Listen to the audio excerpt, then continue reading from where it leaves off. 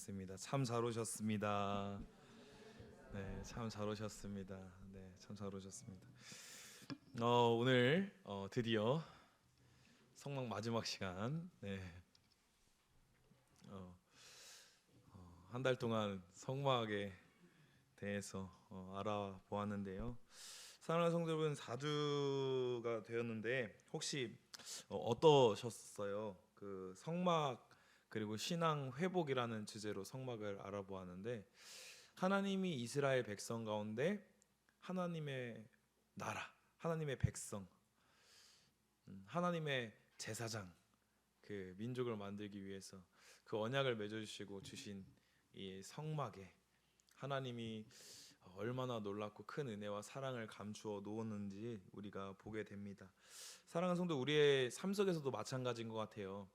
하나님께서는요, 우리를 자녀 삼아 주셨을 때 우리를 너무너무나 사랑하신다고, 우리와 너무너무 함께하고 싶다고 초청해 주시고 만나 주시고 은혜를 주셨는데, 우리가 삶을 살아가다 보니까 이 은혜를 잃어버리고 그 사랑이 나를 향한 사랑이었는지도 까먹고 다시 한 번 더 주저하고 있고 신앙의 멈춤 상태에 있는 것이 우리가 아니었나 생각이 듭니다.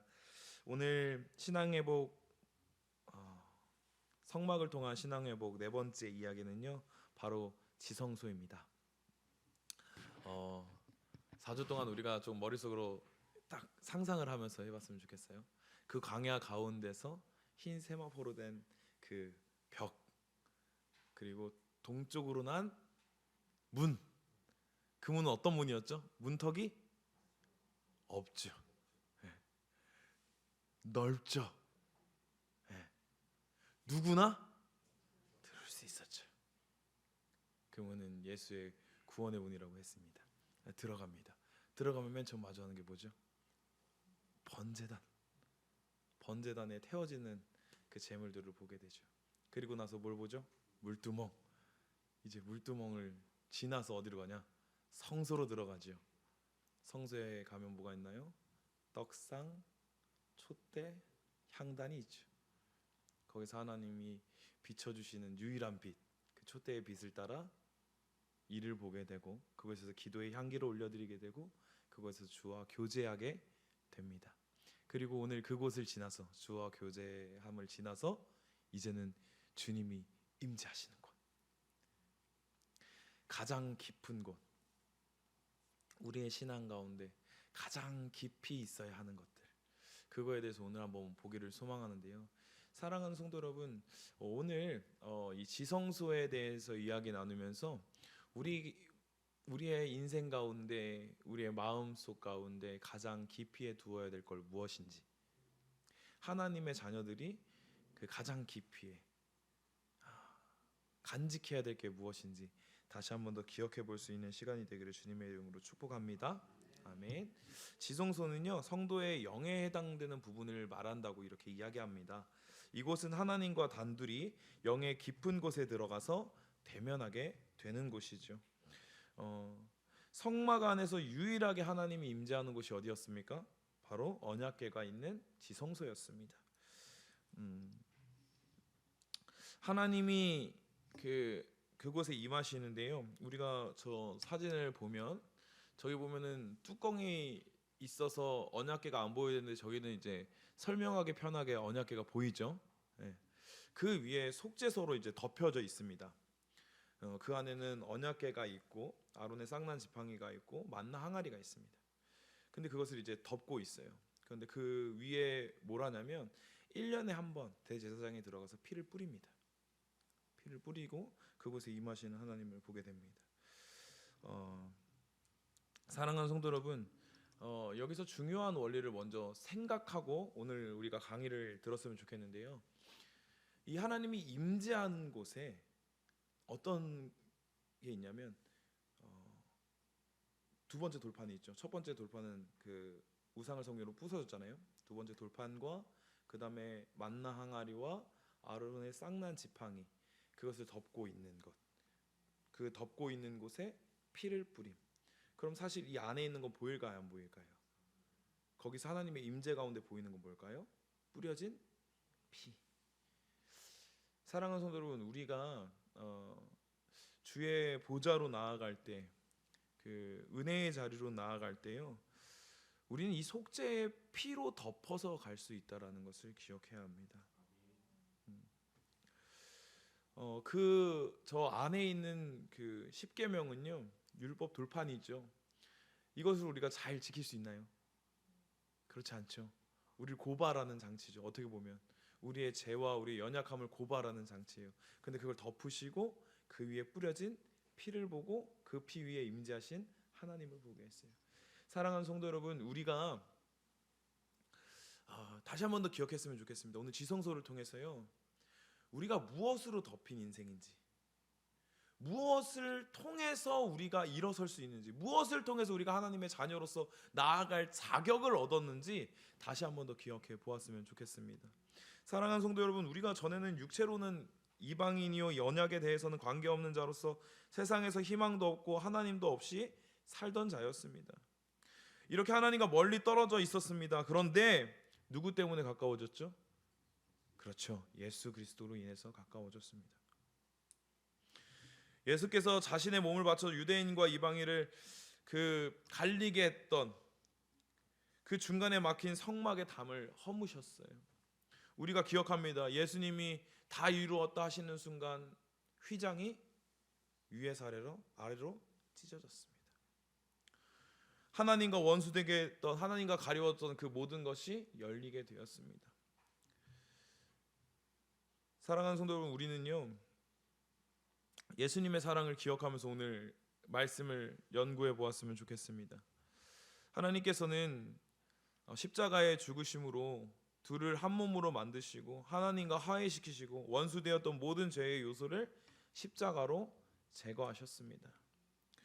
그 지성소의 은혜를 다시 한 번 더 기억함으로 우리가 영적인 하나님의 집이 되기를 소망하는 것, 예수 그리스도의 보혈로 말미암아 정결케 되고 예수 그리스도의 보혈로 말미암아 하나님과의 관계가 회복된 우리, 하나님의 집이라 말할 수 있고 하나님의 백성이라 말할 수 있는 우리가 하나님의 영광으로 가득 찰 수 있기를 꿈꾸는 저와 여러분 되기를 주님의 이름으로 축복합니다. 그래서 오늘도 신앙 회복의 관점에서 오늘 지성소를 한번 보도록 하겠습니다. 지성소와 성소를 나눈 것이 있습니다. 뭘까요? 휘장입니다. 휘장으로 성소와 지성소를 구분했습니다. 지성소를 위한 휘장폭은요 5m, 높이 5m, 대제사장이 1년에 한 번씩 들어갈 수 있었습니다. 바깥 휘장은 5m의 금으로 입힌 기둥을 세워서 금고리를 부적하여 걸고 안 휘장은 4개의 기둥을 세워 걸었습니다. 휘장으로 성소와 지성소를 나누는 것을 볼 수 있습니다. 성소의 휘장과 지성소의 휘장의 차이점은 3가지가 있습니다. 지성소의 휘장에는 그룹이 수놓아진 데에 비해 성소의 휘장에는 그룹이 수놓아지지 않았습니다. 지성소 휘장은 4개의 기둥에 드리워져 있습니다. 그런데 성소의 휘장은 5개의 기둥에 드리워져 있습니다. 지성소 휘장의 기둥 받침은 은으로 되어 있으나 성소 휘장의 기둥 받침은 노스로 되어 있는 것을 볼 수 있습니다. 여기서도 숫자적 접근을 하기보다, 숫자적으로 풀어내기보다 우리가 일단 이 휘장의 차이점, 그리고 이 휘장을 통해서 어떤 일들이 일어나는지 좀 봤으면 좋겠는데요. 우리가 잊지 말아야 될 것은요, 이 지성소의 휘장은 어떤 휘장입니까? 그냥 있는 휘장이 아니라 찢어진 휘장이다 라는 것을 기억하는 게 중요합니다. 이 찢어진 휘장에 대해서 이해하기 전에 사랑하는 성도 여러분, 우리가 우리 바이샘 교회 새신자 교육 과정에도 있어요. 무엇으로 행복해질 수 있나? 라고 해서 리스트 체크를 하죠. 그런데 우리 죄로 깨어진 우리가 완전한 하나님과의 관계에 들어갈 수 있나요? 없어요. 근데 여기서 우리가 알 수 있는 게 있습니다. 사랑하는 하나님의 자녀들이 생각하는 완벽한 관계는 어떤 관계일까요? 하나님이 만드신 그 태초의 인간의 관계, 그렇죠? 하나님이 보시고 심히 좋았더라. 그런데 이 관계가 뭐 때문에 깨졌죠? 한 글자, 죄. 맞아요. 죄 때문에 깨졌죠. 왜 이 찢어진 휘장을 하기 전에 이 이야기를 하냐면요, 최고의 관계가 어떤 관계인지, 그리고 무엇 때문에 그 관계가 깨어졌는지 알고 이 찢어진 휘장에 대해서 조금 봤으면 좋겠어요. 사랑하는 성도 여러분, 우리가 생각하는 최고의 관계는요, 문제 없는 삶이 아닙니다. 걱정 없는 삶이 아닙니다. 이 땅에서 그리스도 하나님의 자녀들의 삶은요, 잘 살고 넉넉하게 살고 누리면서 사는 게 최고의 인생이 아니라요, 하나님과의 관계가 회복된 인생.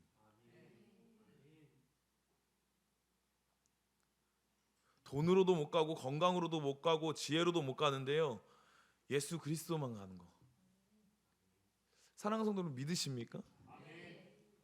신앙의 정체기가 왔을 때는 뭐 때문에 와요?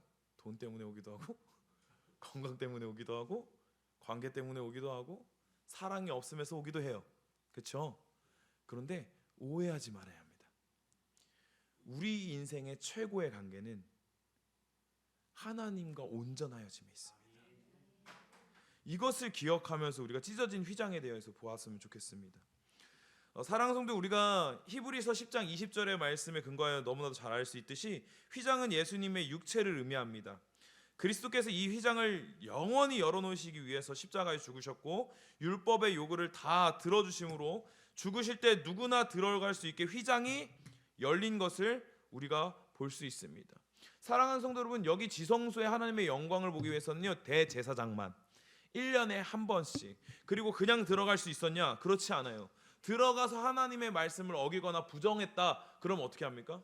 죽습니다. 그래서 항상 방울을 울렸어요. 방울이 울리다가 방울이 울리지 않으면 아, 죽었구나. 그래서 갈고리를 해서 끄집어냅니다. 그곳이 지성소였어요. 하나님과의 관계가 그렇습니다. 하나님의 자녀들이 영광스러운 하나님 앞에 섰을 때 우리는 죽을 수밖에 없어요. 그런데 이 휘장이 찢어졌다라는 겁니다. 이 관계는 어디서 있었나요? 아담이 죄짓기 전에 하나님과. 아담은 어디 있냐 찾으시죠. 에덴 동산을 주시죠. 거기서 다스리라 가시죠. 하나님과 깊은 교제가 있었고 하나님의 말씀을 들을 수 있는 자리였죠.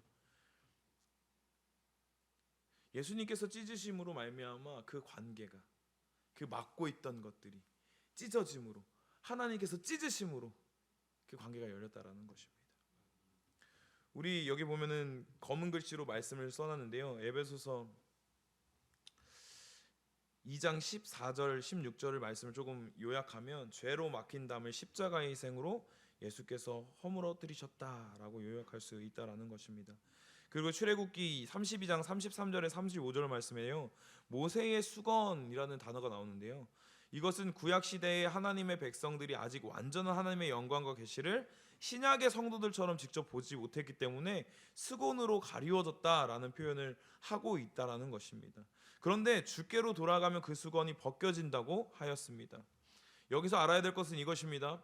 모세의 수건이든 성막의 휘장이든 하나님의 영광은 예수님이 오실 때까지 처져 있는 것입니다. 그런데 예수 안에서 구약의 수건으로 가려졌던 하나님의 계시가 완전히 드러나서 알게 된다라는 것입니다. 휘장이 찢어진 것은 정말 놀라운 일입니다. 앞서 말했듯이 아무나 들어갈 수 없었고 1년에 들어가더라도 피를 가지고 들어가면서 뿌려야 됐고 연기가 자욱하게 만들어야 했습니다. 거기서 조금이라도 잘못하면 그는 죽음을 맞이했습니다. 그런데 예수님이 흘리신 보혈의 공로를 의지하는 자는 누구든지 하나님 앞에 나아갈 길이 열렸다라는 것입니다.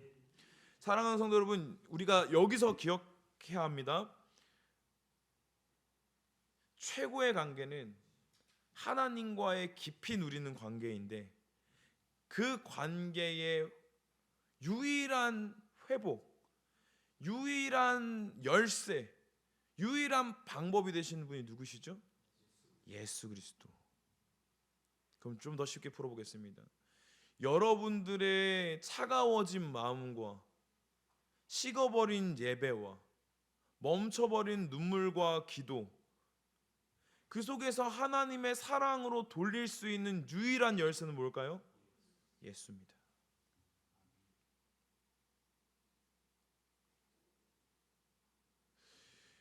영적인 침체와 걸림돌도요, 우리의 어떠한 상황이 될 수가 없습니다.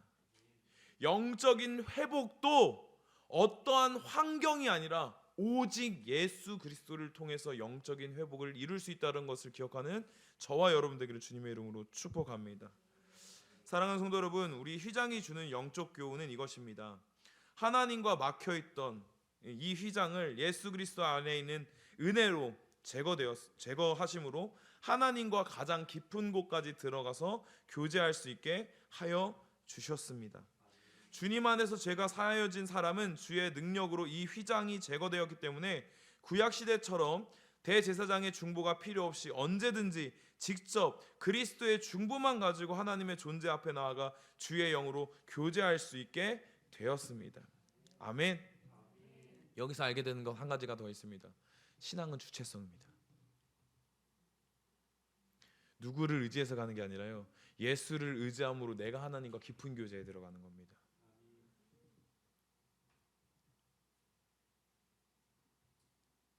그 아이들을 양육하시는 부모님들은 아시죠? 아이들의 신앙이 나를 의지해서 커지는 게 아닙니다. 예수를 의지해서 하나님과 깊은 교제로 들어갈 수 있게 할 때 그 아이들의 영혼이, 그 아이들의 믿음이 큽니다. 이것처럼 우리도 마찬가지입니다. 사랑하는 성도 여러분, 우리가 교회 안에서 하나님을 바라보고 살아가지만 사람 의존적일 때가 너무나도 많습니다. 환경 의존적일 때가 너무나도 많습니다. 물질 의존적일 때가 너무나도 많습니다. 사랑하는 성도 여러분, 하나님 앞에서 나아갈 때요, 이제는 예수 그리스도의 이름으로 나아갈 수 있게 해주셨어요. 더 쉽게 말하면 예수 그리스도 외에 다른 이름을 허락하지 않으셨습니다. 그렇다면 여러분들이 여전히 붙잡고 있는 것들, 신앙 회복을 위해서 여전히 찾고 있는 것들, 그것을 조금 비워놓으셔야 될 때예요. 신앙 회복을 위해서 붙잡고 있는 것들 내려놓으셔야 될 때입니다. 그리고 확실하게 누굴 붙잡아야냐면 예수를 붙잡으셔야 됩니다. 여러분들이 진짜 무뎌진 곳에서 다시 한 번 더 뜨거운 하나님의 사랑 가운데 가기를 원하신다면 우리가 지금 손에 쥐고 있는 것들은 내어드리세요. 버리세요. 그리고 다시 한 번 더 붙잡으셔야 돼요. 예수 그리스도만을 붙잡으셔야 되기를 소망합니다. 사랑하는 성도 여러분, 이 휘장을 통해서, 이 찢어진 휘장을 통해서 예수 그리스도 그리고 하나님의 사랑, 그 완전한 관계의 회복을 이루신 하나님의 은혜를 기억함으로 다시 한 번 더 예수 그리스도를 붙잡는 저와 여러분 되길 주님의 이름으로 축복합니다. 그리고 그 다음에 이제 안에 들어가면요, 이제 언약궤 그리고 또 법궤라고 말하는 것이 있습니다. 언약궤는요, 아카시아 조각나무로 만든 궤, 그리고 그 안과 밖을 정금으로 입혔습니다. 이 조각목의 특징은 광야에서 흔히 볼 수 있는 나무, 그리고 야무지고 단단해서 쉽게 썩지 않는 나무라는 것입니다. 크기는 1.25m, 그리고 넓이는 75cm, 높이는 75cm 정도 됩니다. 그리고 이 같은 크기의 금으로 된 속죄소가 이렇게 엎어져 있습니다. 저기 보시면은 이제 네모난 거 있죠. 저기 안에 이제 언약궤 저희가 있는 겁니다. 그래서 이제 그 위에는, 그 안에는 십계명 석판 2장과 만나 항아리, 아론의 쌍난 지팡이가 들어가 있고, 그리고 속죄소 위에 양 끝에 금으로 된 천사 둘이 마주하고 있고, 이 그룹, 그 천사가 속죄소를 내려다보게 되어 있는 것을 보게 됩니다. 그리고 궤 윗부분에 금태의 장식이 있고 네 모서리에 금고리가 달려 있어서 조각목에 금이 입혀진 2개의 채로 고리를 꿰어서 이들이 이제 이동하는 동안 여행 때 어딜 가든지 메어서 갈 수 있게 만들어 놓았습니다. 언약궤는 지성소 안에 휘장 뒤에 위치하고 1년에 한 차례씩 대제사장이 속죄일에 들어가 속죄 제물에 피를 뿌리고 그 앞에서 전체 이스라엘 사람을 대신해서 속죄함을 얻게 했습니다. 우리가 그 다음으로 볼 것은 언약궤의 여러 가지 명칭인데요, 어떻게 부르는지 우리가 한번 보았으면 좋겠습니다. 성경에 궤 이렇게 나오는데 어떤 궤들이 이제 언약궤의 다른 이름인지 이제 이 단어가 나왔을 때 언약궤를 생각하시면 될 것 같습니다. 언약궤는요, 본래 상자, 궤를 뜻합니다. 그래서 용도는 단지 용기라고 합니다. 그렇지만 여기에 부여된 특성과 뒤따라오는 수식어에 의해 본래 의미와 성격을 알 수 있게 된다고 합니다. 그리고 또 다른 명칭으로는 법궤라고 합니다. 십계명의 법을 넣어두었다는 뜻에서 법궤라고 불려졌습니다. 그 다음은 증거궤입니다. 하나님의 말씀을 증거하는 증거판, 십계명의 2돌판이 들어있기 때문에 하나님의 뜻을 계시하고 그리스도를 증거하는 말씀을 넣어둔 궤라는 뜻에서 증거궤라고 라고 합니다. 그리고 하나님께서 그곳에서 어떻게 말씀하시냐면 나 자신을 알려주겠다, 나의 뜻을 알려주겠다 말씀하셨습니다. 그리고 또 다음으로는 여호와의 언약궤입니다. 그리스도의 피의 모형인 동물의 피를 제물 삼아 하나님의 사랑을 믿고 회개하는 자에게 구원을 약속하십니다. 따라서 언약이 되시는 하나님의 말씀을 넣었다는 뜻에서 이렇게 이름이 붙여졌다고 합니다. 그렇기 때문에 하나님의 언약에 요구되는 믿음으로 순종할 것을 하나님과 맹세한다는 뜻에서 붙여진 이름입니다. 사랑하는 성도들, 여기 안에 하나님의 말씀이 들어있다는 것은요, 어떤 의미기도 하냐면 하나님이 약속해 주신 것, 그 언약궤를 보면서 하나님 우리를 구원해 주신 약속하셨구나. 그렇기 때문에 여호와의 언약궤라고 이야기한다라는 거예요. 그래서 하나님이 구원을 약속하신 것을 기억하면서 나아갈 수 있게 된다라는 거죠.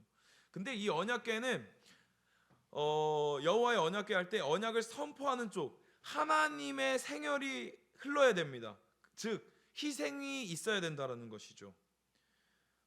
히브리서 9장 11절에서 23절, 특히 15절에서 16절에서 유언, 언약하는 자의 죽음이 반드시 필요한 까닭이 여기에 있다고 하면서, 그러므로 첫 번째 언약이든 예수 그리스도의 더 완전한 언약이든 피 없이는 세울 수 없고, 이 언약의 성립을 위해서 언약한 하나님 쪽에 피의 희생이 있어야 이 언약은 효력이 발생한다고 합니다. 따라서 이 언약을 완성하기 위해서 예수 그리스도께서 피의 희생을 치르고 죽게 되신 겁니다. 그래서 예수를 보면요, 우리가 어떻게 말하냐면 더 완전한 증거, 더 완전한 보증이라고 합니다. 그렇기 때문에 구약의 성막 안에 있는 언약궤는 곧 이런 의미에서 예수 그리스도를 상징한다고 할 수 있습니다. 그리고 또 다른 이름으로 하나님의 궤입니다. 하나님께 속한 궤, 하나님과 밀접한 연관성에 의해 붙여진 이름입니다. 여호와의 궤, 하나님의 임재가 나타났기 때문에 쓰여진 이름입니다. 주의 권능의 궤, 하나님의 권능이 나타났던 궤라는 뜻에서 붙여졌습니다. 거룩한 궤, 하늘에 속한 궤로서 항상 이 궤에 하나님이 임재하셨으므로 구별되어야 한다라는 뜻에서 이렇게 이름 지어졌다라는 것입니다. 그럼 이제 이 언약궤 안에 있는 세 가지 물건에 대해서 조금 알아봤으면 좋겠습니다. 아까 맨 처음에 시작할 때 말씀드렸듯이 이 안에는 십계명 돌판, 만나 항아리, 아론의 쌍난 지팡이가 있습니다. 우리 순서대로 한번 보도록 하겠습니다. 언약궤 안에는 십계명이 있었습니다. 하나님의 신성과 권위를 대신한 율법의 십계명이 하나님의 공의를 대신하여 하나님의 의를 가지고 우리를 정죄하고 심판하는 것을 보게 됩니다. 그러나 하나님은 그것이 그리스도를 상징하는 언약궤 안에 있는 동안 하나님의 백성을 향한 심판을 포기하신다. 이 말은요, 어떻게 이해하시면 좋냐면요, 아까 말씀하셨듯이 이 십계명 돌판, 두 돌판을 봤을 때 우리가 완전히 지킬 수 있나요? 언약을 지킬 수 있는 존재인가요? 그런데 그렇지 않죠. 근데 이 언약궤 안에 넣어 놓으셨어요. 가리셨어요. 그리고 이 언약궤가 아까 누굴 의미한다고 그랬어요? 예수 그리스도를 의미한다고 했죠. 이 언약을 통해서는 이 언약을 지킬 수 없는 우리를 향해서 화살이 날라옵니다. 그런데 이걸 가두셨어요. 누구로? 예수 그리스도로. 그래서 이 화살을 나에게 돌리는 게 아니라 예수 그리스도께 돌리게 하셨죠. 이것을 기억하셔야 합니다. 그래서요, 하나님은 그것이 그리스도를 상징하는 언약궤 안에 있는 동안 하나님의 백성을 향한 심판을 포기하신다라고 이렇게 표현을 했던 겁니다. 예수 그리스도께서 언약궤 안에 있는 증거의 율법대로 완전하게 순종해서요, 그 율법의 의를 다 이루셨고, 예수께서는 율법을 폐하러 오신 것이 아니라 율법을 완전케 하려고 오셨다고 말씀하셨습니다.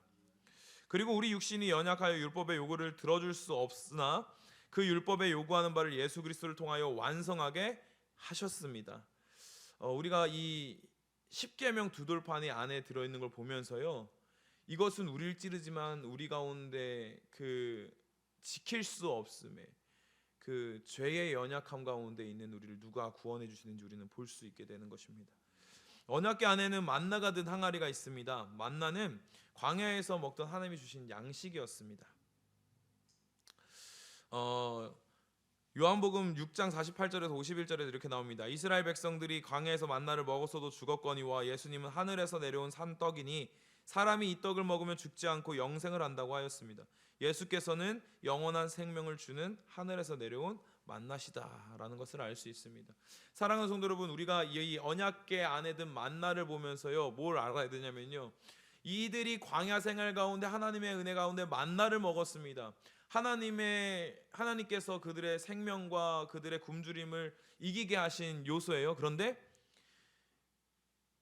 우리가 먹는 것으로 우리의 영혼을 살 수 없습니다. 우리는 언제나 굶주려요. 소화가 다 되거나 우리가 먹을 게 마땅치 않으면 다시 굶주립니다. 그런데 영원한 양식이 되신 분이 있습니다. 그게 바로 예수 그리스도라는 것을 이 만나의 항아리를 통해서 볼 수 있다라는 것입니다. 신명기 8장 3절에서 만나를 먹이신 이유를 이렇게 설명하고 있습니다. 사람이 떡으로만 사는 것이 아니요 여호와의 입에서 나오는 모든 말씀으로 사는 줄을 너로 알게 하려 하심이라. 아멘. 사랑하는 성도, 우리가 생각해 보았으면 좋겠습니다. 그들이 만나 항아리가 거기 들어있다는 것을 알았을 때 이 만나를 주신 분이 누군지, 이 만나를 어떤 방식으로 주셨는지 기억했을 겁니다. 그렇죠? 이 만나는 그들이 알지도 보지도 듣지도 못했던 것들입니다. 그런데 하나님이 주셨어요. 그리고 매일 그것을 자기의 분량에 맞게 거두게 하셨어요. 혹여 많이 거두면 썩어버렸습니다. 하나님을 따르고 믿고 아는 사람은요, 이 만나를 보면서 어떤 생각을 하냐면, 하나님이 먹이셨다. 그럼 우린 이걸 알 수 있습니다. 그들의 광야 생활은요, 하나님의 말씀으로 됐습니다. 만나 때문도 아니요, 그들이 목마름을 해결한 것도 다 하나님의 말씀 덕분에, 하나님이 말씀하셨기 때문에, 모세를 통해서 말씀하셨기 때문에 그들이 그 광야길을 이겨낼 수 있었다라는 것입니다. 사랑하는 성도 여러분, 우리가 떡으로만 사는 것이 아니라 여호와의 입에서 나오는 모든 말씀으로 삽니다. 이 만나를 먹이신 이유를 신명기 8장 3절에서는 그렇게 말을 하고 있는 거예요. 사랑하는 성도 여러분, 이 하나님의 마음을 그곳에 모시고 있습니다. 하나님의 임재가 있는 곳에,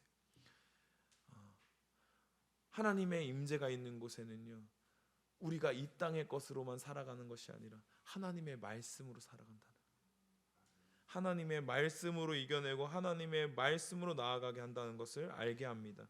그리고 우리를 살리는 그 말씀은 말씀대로 오시고 이 땅의 대속제물 대신 예수 그리스도입니다. 그렇기 때문에 이들에게 만나는 그들이 무엇으로 생명을 얻고 무엇으로 사는지에 대한 증거가 되었습니다.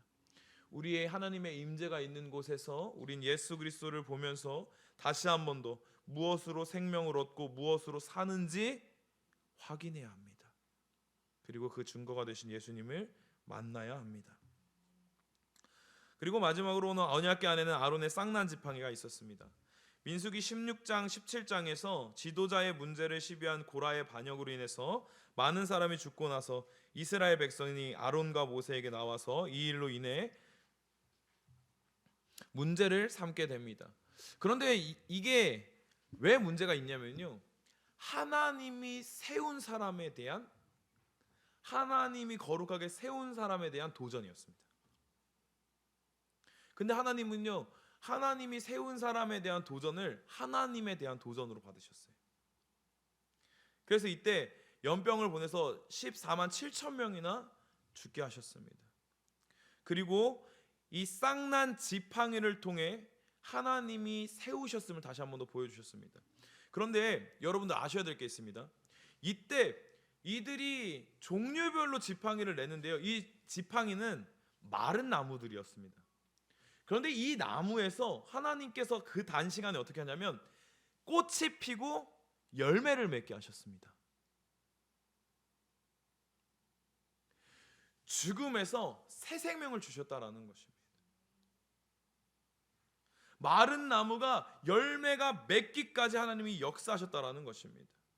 그래서 쌍난 지팡이는요, 예수님의 부활의 능력을 의미합니다. 사망에서 부활하신 예수 그리스도와 영원히 살아계셔서 그의 백성을 통치하시는 대제사장의 권세를 의미하는 것입니다. 사랑하는 성도 여러분, 이 언약궤 안에 있는 세 가지의 물건의 공통점이 무엇인지 아십니까? 두 번째 받은 돌판, 만나 항아리, 아론의 쌍난 지팡이. 공통점이 뭘까요? 이걸 보면 이스라엘 백성들의 죄가 기억나게 돼 있다라는 것입니다. 하나님께서 이 돌판을 시내산에 주셨는데요, 그 밑에서 모세가 오랜 시간 자리를 비우자 금송아지를 만들고 그들을 섬기고 있었습니다. 하나님께서는 이렇게 말씀해 주셨어요. 이 언약을 지키면 너희는 열국 중에서 내 소유가 되겠고 너희가 내게 대하여 제사장 나라가 되며 거룩한 백성이 되리라. 그런데 이 말씀을 주실 때 밑에서 이스라엘 백성은 뭐 하고 있었습니까? 금송아지를 만들어서 우상을 섬기고 있었다라는 거죠. 그것은 하나님을 진노케 했고 이 모습을 보고 진노한 모세가 돌판을 깨뜨렸습니다. 그렇기 때문에 이 언약궤 안에 있는 돌판은 다시 받은 두 번째 돌판이 됩니다. 그래서 이들은 그 안에 있는 것들을 기억하면서 자신의 죄를 기억하게 됐을 것입니다. 그렇다면 이들이 그 돌판을 기억하면서 생각해야 되는 것은 이것이었을 거예요. 이들은 이것을 기억하면서 하나님의 계명, 말씀을 지키며 하나님의 백성이 될 수 있지만 그렇지 않을 경우 하나님의 준엄한 심판이 내려질 것을 기억하게 되는 것입니다. 아론의 쌍난 지팡이 또한 같습니다. 아까 말씀드렸듯이 고라 자손의 반영은 하나님이 세우신 지도자에 관한 도전이었습니다. 하나님이 세우신 일꾼들에게 도전하는 것을 하나님의 도전으로 여기셨습니다. 그런데 사랑하는 성도 여러분, 우리가 알아야 될 게 있습니다. 이 땅에 대제사장으로, 구세주로, 메시아로 지명하여 보내신 분이 누구시죠? 독생자 예수 그리스도예요. 그런데 우리가 여기서 기억해야 합니다. 예수 그리스도를 유일하게 하나님의 권세를 주셔서 이 땅에 메시아로 보내셨습니다. 아론의 쌍난 지팡이가 뭘 가르치냐면 하나님이 세우신 권세에 도전하는 거였습니다. 그렇다면 우리 인생에 이런 도전이 없습니까? 예수 그리스도를 향한 도전이 없습니까? 하나님이 메시아로 이 땅에 보내셨는데 우리는 메시아로서, 우리를 구원해 줄 분으로서, 우리 인생의 주인으로서 예수 그리스도를 인정하고 따르고 계십니까? 아니면 고라 자손과 같지 않습니까? 아론과 모세를 향하여 너희들만 잘났냐 하고 있는 것과 똑같지 않아요? 하나님께서 기름 부으셔서 세우셔서 이 땅에 보내신 독생자 예수 그리스도가 이 땅에 왔음에도 불구하고 그가 이 땅에 모든 것을 짊어지고 나의 죄를 짊어지고 나를 구속하기 위해서, 나를 구원하기 위해서 십자가에 달려 돌아가시고 부활하셨음에도 불구하고 우리는 어떻게 합니까? 진짜 예수가 구세주고 예수가 메시아라면 우리는 우리의 인생을 내 멋대로 내가 주인처럼 살아갈 수 있을까요?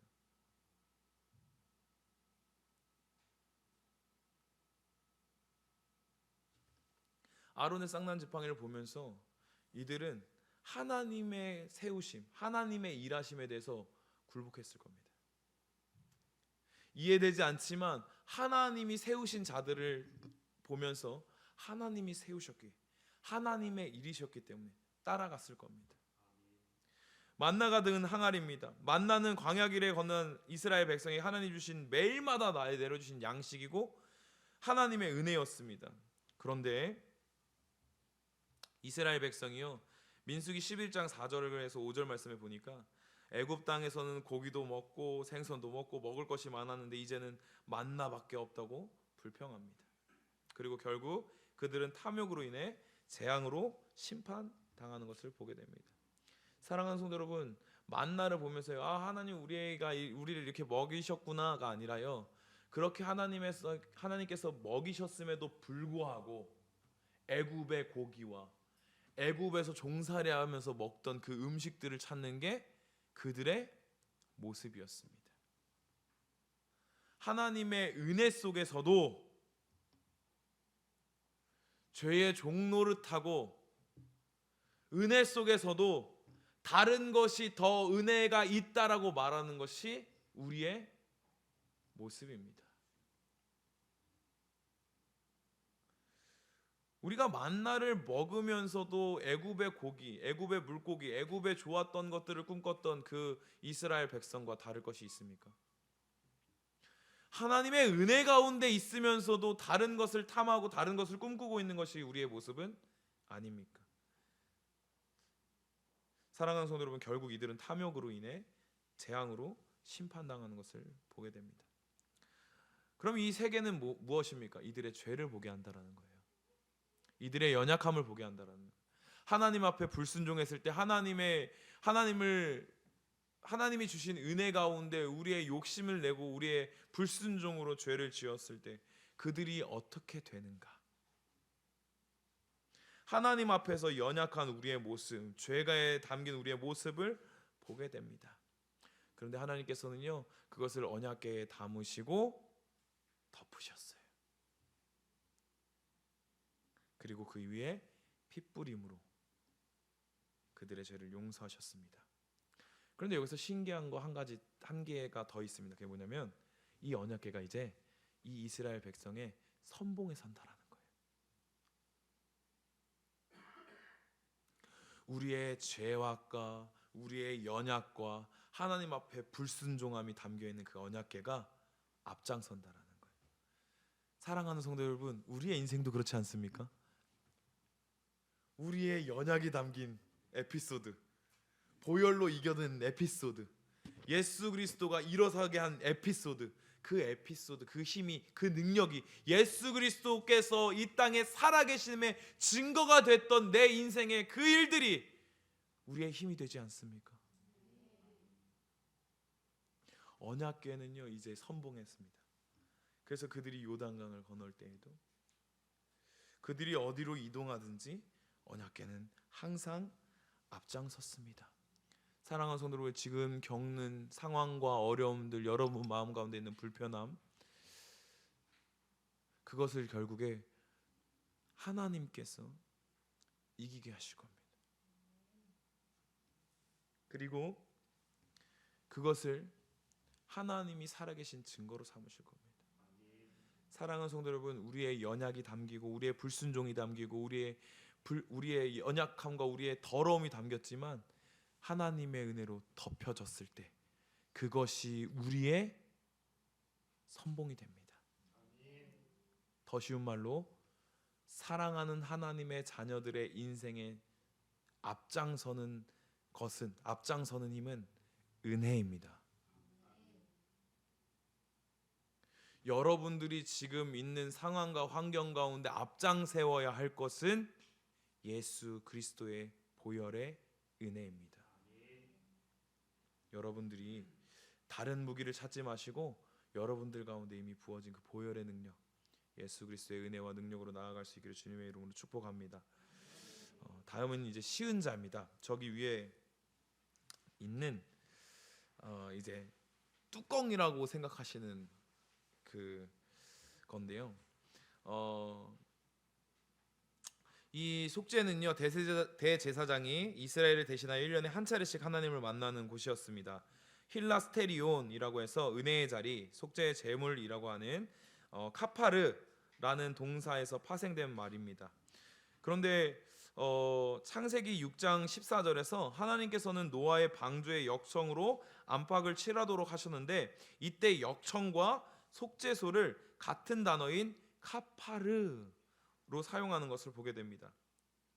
역청이라는 단어는 카파르의 명사형이고 칠하다라는 단어 역시 카파르의 동사형입니다. 따라서 문자대로 번역하면 너는 속량으로 그 안팎을 속량하라. 즉 물로 멸망받는 노아 홍수의 심판에서도 방주는 하나님 자신이 희생하신 속량의 피를 의미한다는 것을 알 수 있습니다. 또한 노아도 이 속량의 피로 구원받게 된 것입니다. 속죄소는요, 형태상으로 볼 때는 법궤를 덮는 뚜껑이지만 단순히 언약궤의 덮개가 아닌 두 천사를 세워놓은 받침판이었습니다. 이 두 천사가 받침판 양쪽에 위치해서 그 두 그룹이 있는 그 사이에 하나님이 임시적으로 머무시는 것이었습니다. 성경에서는 은혜를 베푸는 곳이라고 해서 쉬운 자라고도 번역하고요, 대부분의 영어 성경이 이것을 자비의 자리로 번역하는 것을 볼 수 있습니다. 죄를 덮어 보이지 않게 함으로 마치 죄가 제거된 것인 양 간주하여 용서한다는 의미입니다. 따라서 속죄소란 인간의 죄를 덮어 용서해 주시는 자리라는 뜻이 됩니다. 동시에 그러한 목적으로 하나님께서 강림하는 곳입니다. 속죄소라 불리우는 이 판은 언약궤의 크기와 같이 만들어졌고 높이는 알려지지 않았습니다.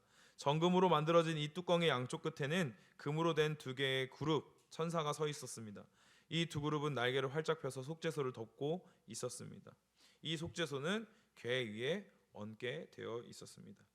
우리가 이 속죄소를 보면서 알아야 되는 게 있습니다. 이것을 뭐라고 영어 성경에서 말한다고요? 자비의 자리. 그래서 죄가 있지만 덮어 보이지 않게 함으로 마치 없는 것인 양 간주하여 용서하여 주신다. 우리가 의인 사함은 받았다라는 것도 똑같죠. 우리가 의가 있어서 우리가 하나님 앞에 인정받고 하나님 앞에 자랑할 의가 있어서 의인이라고 칭함받는 것이 아니라 우린 여전히 의인이 될 만한 자격이 하나도 없지만 예수 그리스도께서 의인 삼아 주심으로 우리가 의인이라 불리게 됩니다. 사랑하는 성도 여러분, 우리가 죄를 가지고 있고 우리가 연약하지만 우리는 여전히 이 속죄소를 보면서 이 시은자를 보면서 예수 그리스도의 보혈의 피로 우리가 의인 되었음을 기억해야 합니다. 우리가 신앙생활을 하고 우리가 삶을 살아갈 때에 어느샌가 의인이 된 것을 발견하게 됩니다. 이 말을 정확하게 해석하셔야 됩니다. 제가 지금 방금 어느샌가 내가 의인이 됐다고 말한 것은요, 어느샌가 내가 잘하는 것처럼 느껴진다라는 거예요. 아, 나 이 정도면 하나님의 자녀라고 할 만하지. 나 이 정도 봉사하는데, 나 이 정도 시간 쪼개서 예배하는데, 나 이 정도 삶에서 착하게 사는데, 나 이 정도 헌신하고, 나 이 정도로 봉사하고, 나 이 정도로 섬기는데. 그런데요, 그게 가장 위험한 함정입니다. 우리는 주님 앞에서 자랑할 것 하나 없는 죄인입니다. 그러나 예수 그리스도께서 의인이라 칭해 주신 겁니다. 그래서 칭의라고 하죠. 자격 없는 우리를 주님께서 의인이라 칭해 주셨습니다.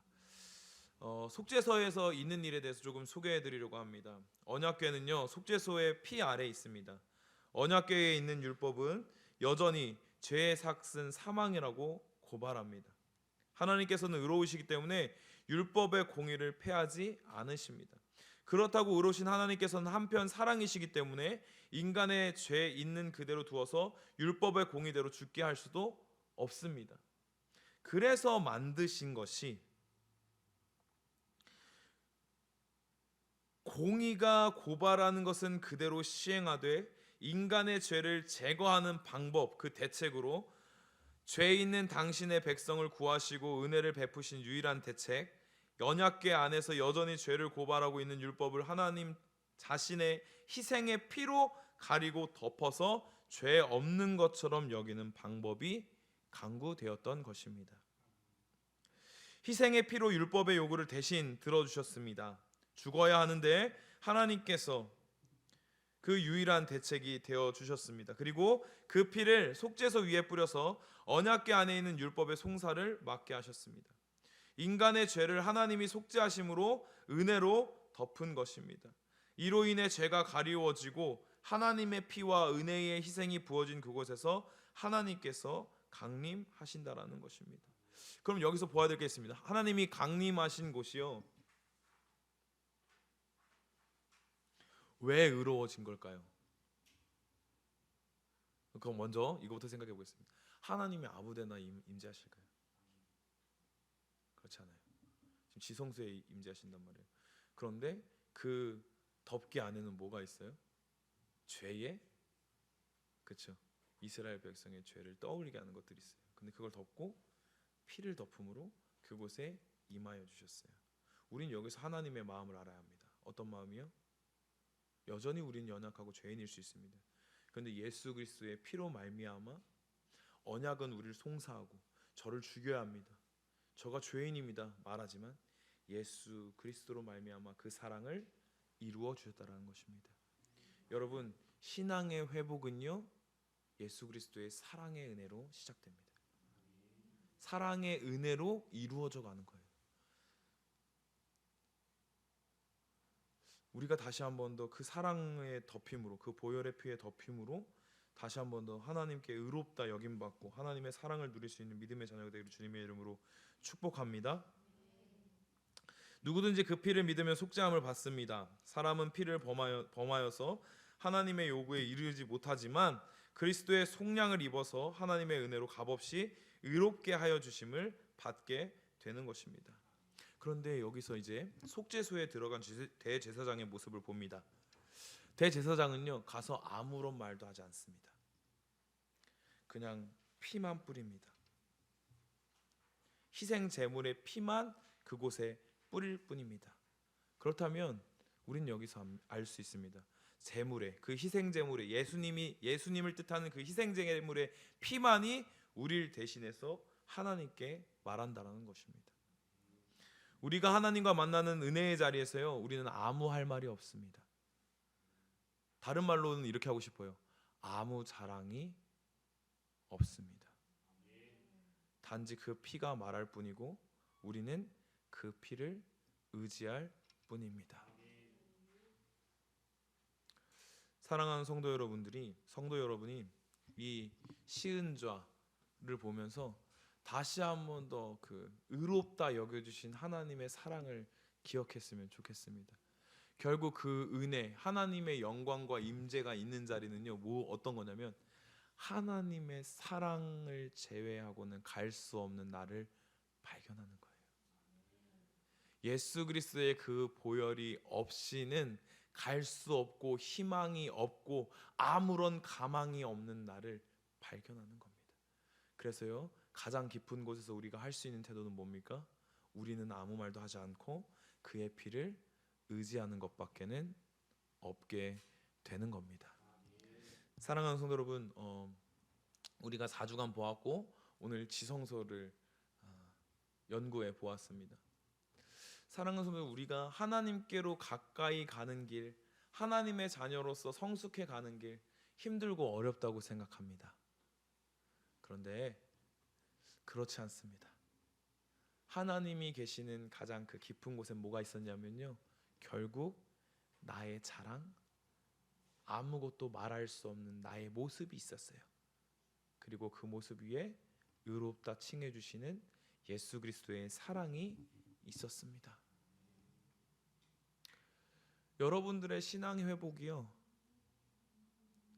그 하나님의 깊은 곳으로 나아가는 그 온전한 신앙은요 결국 하나님만 의지하는 게 온전하다는 겁니다.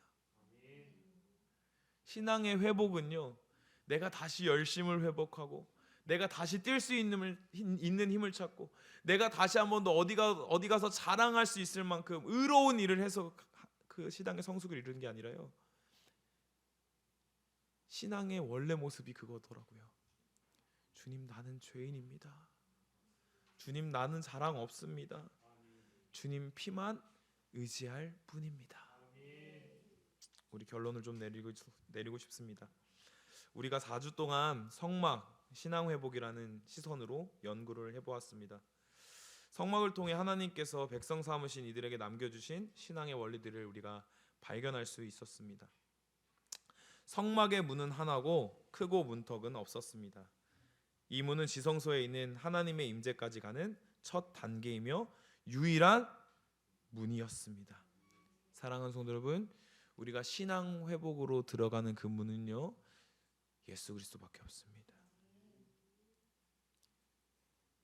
그 문으로 한 걸음을 내디디셔야 지금 모습에서 벗어나실 수 있어요.